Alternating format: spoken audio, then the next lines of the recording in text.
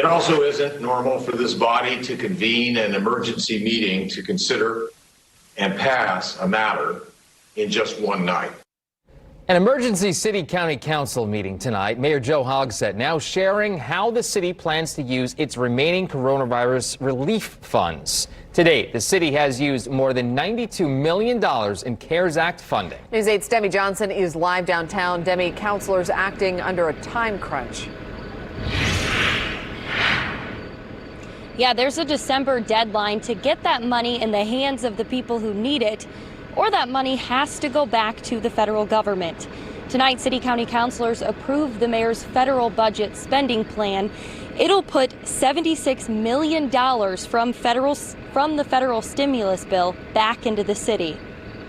As you know, it's not exactly normal for me to personally introduce a fiscal ordinance before the full council. But as Mayor Joe Hogsett explained to city county council members, these are not normal times. In the last 6 months, nearly 200,000 tests have been administered in Marion County, and more than 20,000 of our neighbors have contracted COVID-19. More than 750 of our neighbors have perished. Hundreds of businesses have been shuttered, many of them permanently. Hogsett says the city has been able to stay afloat largely due to the CARES Act passed by Congress in March. Indianapolis received its first round of funds in April, but it wasn't until the end of the month when states received spending guidance. In May, city leaders began conversations to assess areas of need. Then in June, millions of dollars in federal funds went to programs throughout the city. Now the remaining dollars must be spent by December 30th. We will consider spending the final $76 million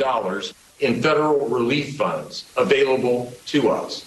But we know that these funds, these dollars, huge as they may seem, are woefully insufficient. The final funds will be dispersed in 4 major categories: public health investments, social service investments, economic and small business recovery, and technology and government expenses. We've been the hardest hit. We continue to be the hardest hit. We continue to have immense restrictions placed on us. President of Indiana Restaurant and Lodging Association, Patrick Tam, says his industry is just barely scraping by. Part of the federal dollars would put an additional $7.5 million into the service and entertainment industry. But given all that's been lost, Tam isn't sure how much good that'll do. 80,000 people in Marion County rely on tourism for their income, and that's just not there. Tam recognizes the need may have to be filled outside of Indianapolis. The mayor is absolutely correct. $7 million, we appreciate